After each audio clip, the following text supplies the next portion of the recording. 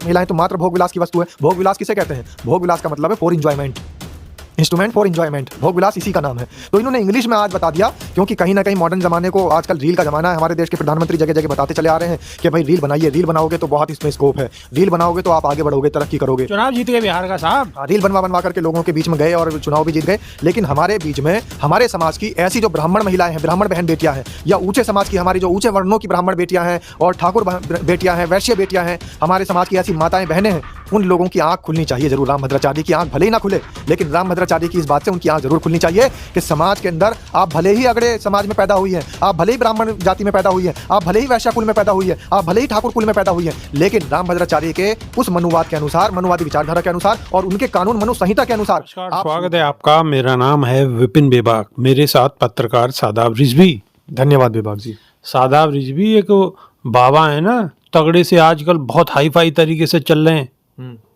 पहचानते हो उनको? बाबा तो बहुत सारे हाई फाई चल रहे हैं, जो भी रामभद्राचार्य। हाँ बिल्कुल, अच्छा जिनको दिखता नहीं है। हाँ, लेकिन उन्होंने सबकी आंख खोल दी है। उन्होंने महिलाओं के लिए कहा है कि वाइफ की डेफिनेशन क्या है, पता है क्या है? वाइफ डब्ल्यू से वंडरफुल, आई से इंस्ट्रूमेंट, इंस्ट्रूमेंट, एफ से फोर, एफ से फोर और ई से हाँ एंजॉय। इंजॉय। बिल्कुल सही बात है आपकी ये बात जो कह रहे हैं डॉक्टर, ये जो बाबा है रामभद्राचार्य। लेकिन बेबाक जी एक बात ये समझ में नहीं आती, ये कोई नई बात थोड़ी है रामभद्राचार्य ने जो कहा है। आज आप रामभद्राचार्य की बात से गुस्सा हो रहे हैं, समाज की तमाम महिलाएं गुस्सा हो रही हैं, लेकिन ये कोई नई कहानी नहीं है। ये कहानी सिर्फ और सिर्फ वहीं से शुरू होती है जहां से मनुवाद स्टार्ट होता है। और मनु महाराज ने जब इनके अंदर मनुवाद घुसाया है, मनु स्मृति, मनु संहिता लागू की है, तो मनु संहिता के मानने वाले तमाम लोग वो मात्र हमारे स्त्री को, हमारे देश की महिला को, हमारे घर की बहन बेटी को मात्र भोग विलास की वस्तु समझते हैं।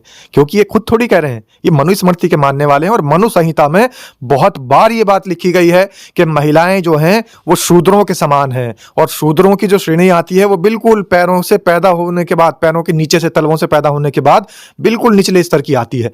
तो महिलाओं को इन्होंने निचले स्तर का पहले से ही मान रखा है। और जितने भी बाबा, रामभद्राचार्य को तो खैर दिखता ही नहीं है, उन्हें क्या पता, वो ये कह रहे हैं कि वाइफ जो है वो wonderful, instrument for enjoy. Instrument देख नहीं सकते तो इंस्ट्रूमेंट के बारे में आपको क्या पता होगा?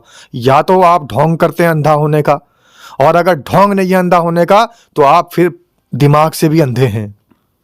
कम से कम आप ये तो समझ सकते हैं, अगर आंखों से नहीं दिखता, दिमाग से तो सोचना चाहिए। लेकिन ये आंखों से भी अंधे हैं और दिमाग से भी अंधे हैं। एंजॉय का इंस्ट्रूमेंट बता रहे हैं वो। बिल्कुल, ये लोग दिमाग से अंधे इसलिए बता रहा हूं मैं इनको। आंखों से अंधा होना कोई बड़ी बात नहीं है भाई, प्रकृति ने जैसा बनाया, हम इनके ऊपर कटाक्ष भी नहीं करना चाहते। आंख नहीं दी ऊपर वाले ने इनको। और एक कहावत है कि कहीं ना कहीं पिछले जन्म में कुछ ऐसे काम कर्म रहे होंगे जो ईश्वर ने इस तरीके का काम किया। खैर हम कटाक्ष नहीं कर रहे हैं इन बातों के ऊपर, कोई भी व्यक्ति हो सकता है जो नेत्रहीन हो सकता है। लेकिन सबसे बड़ी बात है कि बुद्धिहीन है।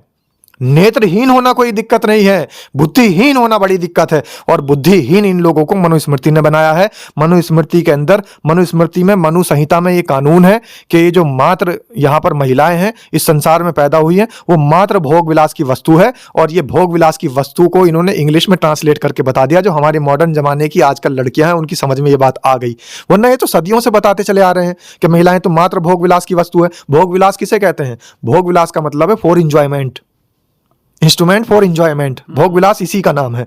तो इन्होंने इंग्लिश में आज बता दिया, क्योंकि कहीं ना कहीं मॉडर्न जमाने को, आजकल रील का जमाना है। हमारे देश के प्रधानमंत्री जगह जगह बताते चले आ रहे हैं कि भाई रील बनाइए, रील बनाओगे तो बहुत इसमें स्कोप है, रील बनाओगे तो आप आगे बढ़ोगे, तरक्की करोगे। चुनाव जीत गए बिहार का साहब। रील बनवा करके लोगों के बीच में गए और चुनाव भी जीत गए। लेकिन हमारे बीच में, हमारे समाज की ऐसी जो ब्राह्मण महिलाएं हैं, ब्राह्मण बहन बेटियां हैं, या ऊंचे समाज की हमारी जो ऊंचे वर्णों की ब्राह्मण बेटियां हैं और ठाकुर बेटियां हैं, वैश्य बेटियां हैं, हमारे समाज की ऐसी माताएं बहनें हैं, उन लोगों की आंख खुलनी चाहिए जरूर। रामभद्राचार्य की आंख भले ही ना खुले, लेकिन रामभद्राचार्य की इस बात से उनकी आंख जरूर खुलनी चाहिए कि समाज के अंदर आप भले ही अगड़े समाज में पैदा हुई हैं, आप भले ही ब्राह्मण जाति में पैदा हुई हैं, आप भले ही वैश्य कुल में पैदा हुई है, आप भले ही ठाकुर कुल में पैदा हुई हैं, लेकिन रामभद्राचार्य के उस मनुवाद के अनुसार, मनुवादी विचारधारा के अनुसार और उनके कानून मनु संहिता के अनुसार आप शूद्र हैं। लेकिन महिला आयोग की अध्यक्ष का अभी तक कोई अता पता नहीं है, कोई प्रतिक्रिया नहीं है। महिला आयोग के अध्यक्ष तो आप छोड़िए, जो आम महिलाएं हैं उनकी भी कोई प्रतिक्रिया नजर नहीं आएगी आपको।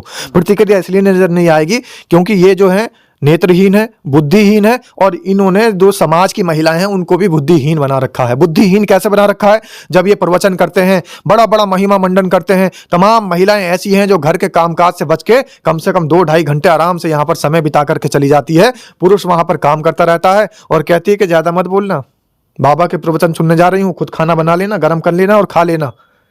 अब वो भी क्या बोलेंगे, पुरुष जाति के लोग भी वो भी कहेंगे कि भैया बाबा के प्रवचन सुनने जा रही हैं तो हम अपने आप ही करना पड़ेगा, अच्छे कार्य के लिए जा रही हैं। लेकिन पुरुष समाज को भी ये समझना होगा कि आप जिन बाबाओं के टोले में, जिन बाबाओं के समागम में, जिन बाबाओं के सत्संग में इन महिलाओं को भेज रहे हैं, आखिर उन बाबाओं की सोच क्या है? आखिर आप कितने बड़े महिलाओं के विरोधियों के बीच में आप अपनी बहन बेटियों को भेज रहे हैं। आप देखिए उन गिद्धों के बीच में आप अपनी बेटी को भेज रहे हैं जिनकी गिद्धों की नजर है, और उन गिद्धों की नजर सिर्फ अगर बहन बेटियों पर पड़ती है तो उसको भोग विलास की वस्तु मात्र समझने का वो काम कर रहे हैं। इसीलिए तो शूद्रों के जब उस समय में शादियां होती थी, उनकी महिलाएं जब विवाहित होकर के जाती थी तो ये इन्होंने प्रचलन चला रखा था कि 3 रात एक बड़े समाज के बड़े तबके के, मनु संहिता के अंदर इन्होंने जारी कर रखा था ये फरमान भी, कि बड़े समाज के बड़े तबके के यहाँ 3 रात वो रुक करके आएगी, जब वो उसका शुद्धिकरण कर देंगे, जब वो उसके लिए उपयुक्त मानी जाएगी। इस तरीके की प्रथाएं चला रखी थी इन बाबाओं ने। तो ये जो बाबा हैं, आप जो रामभद्राचार्य की बात कर रहे हैं, और बहुत सारे ऐसे बाबा हैं जो मनुस्मृति का, मनुवाद का, मनु संहिता का प्रचार करते हैं और इस तरीके से समाज के अंदर बांटने का काम करते हैं। ये क्या है आजकल, ये बाबाओं को हो क्या गया? एक बाबा तो कहते हैं कि मुसलमानों को हटा दो, ये कर दो, वो कर दो। एक बाबा कह रहे हैं कि 10 बच्चे पैदा करो। एक बाबा कह रहे हैं कि महिला सिर्फ भोग विलास की वस्तु है। तो आखिर इन बाबाओं को हुआ क्या है? इन बाबाओं को कुछ नहीं हुआ। ये बाबाएं तो अपना काम बखूबी कर रहे हैं। इनके पर्दे के पीछे जिसकी ये कठपुतली हैं, जो इनके मालिक हैं, जो सत्ताधीश लोग हैं, जो मठाधीश हैं, ये तो नकली मठाधीश हैं, ये तो बनाए गए हैं। आप देखें, पैसा देकर के किसी को भी महामंडलेश्वर बना दिया गया। अभी क्या नाम था उनका, ममता कुलकर्णी, उनका पूरा एक विवाद सामने आया था आपके कि पैसा देकर के उनको महामंडलेश्वर बना दिया गया। तो ये लोग तो वैसे हैं जो कि खुद अपने स्वेच्छा से और लालच के तहत यहाँ पर महामंडलेश्वर, पीठाधीश्वर और न जाने कौन कौन सी उपाधि लेकर के बाबा बने बैठे हैं। लेकिन इन बाबाओं को चलाने वाले जो लोग हैं उनकी बात आप समझिएगा। एक लाइन के अंदर अंदर आपको सारी बात समझाने की कोशिश करूंगा। आपका सवाल है कि इन बाबाओं को क्या हो गया है? इन बाबाओं को कुछ नहीं हुआ, हुआ तो सरकार को है, क्योंकि सरकार मूलभूत सुविधाओं से भी वंचित रख रही है इस समाज को। सरकार ने महंगाई इतनी ज्यादा बढ़ा रखी है, कंट्रोल नहीं हो पा रही है। आप देखिए अफगानिस्तान की जो अफगानी है, अफगानी रुपया जो होता है, हमारे यहाँ तो रुपया बोला जाता है, उनको यहाँ अफगानी होता है, तो वो भी हमारे रुपये से ऊपर पहुंच चुका है। जो अफगानिस्तान जैसा छोटा सा देश और पाकिस्तान जैसा एक छोटा सा देश, पाकिस्तान के बारे में तो मैं ये कहता हूं कि अगर एक छोटी सी बूंद हमारे एक गंदे मलमूत्र की एक छोटी सी बूंद जैसे निकल करके गिर जाए, उस गंदगी से जो वो बूंद है इतना बड़ा सिर्फ है, लेकिन उनके रुपये आज हमसे ज्यादा ऊपर हो रहे हैं। उस छींट के, मैं ये कह रहा हूं कि उस नापाक छींट के उस बूंद की बराबर जो देश हैं, उनके रुपये आज हमसे ऊपर हो रहे हैं। इस सब चीजों को छुपाने के लिए इस तरीके के तमाम बाबाओं को प्लांट कर दिया गया है कि लोगों की नजर ना पड़ जाए कि हम कितना नीचे धंस चुके हैं, लोगों की नजर ना पड़ जाए कि कर्ज लेने के ऊपर वर्ल्ड बैंक की जो सूची जारी हुई है उसमें हम नंबर 1 पर आ चुके हैं। कर्जदार में 10 जो देशों की लिस्ट जारी हुई है पूरी दुनिया के अंदर, उस टॉप 10 देशों की लिस्ट में नंबर 1 पर भारत है। हमारा रुपया अफगानिस्तान से भी नीचे गिर चुका है। ये चीजें ना पता लग जाए लोगों को, इसलिए ऐसे बाबाओं से कुछ ना कुछ भाषण दिला दिया जाता है, मीडिया तुरंत उसे वायरल करने लग जाती है, सोशल मीडिया पर ट्रेंड बन जाता है, ट्विटर पर वो बाबा ट्रेंड करने लग जाता है और बाबा की रोटियां और ज्यादा सीखने लग जाती हैं, उसकी इनकम और ज्यादा बढ़ जाती है, क्योंकि उसको कोई जानता नहीं था, फ्री की प्रसिद्धि मिल गई।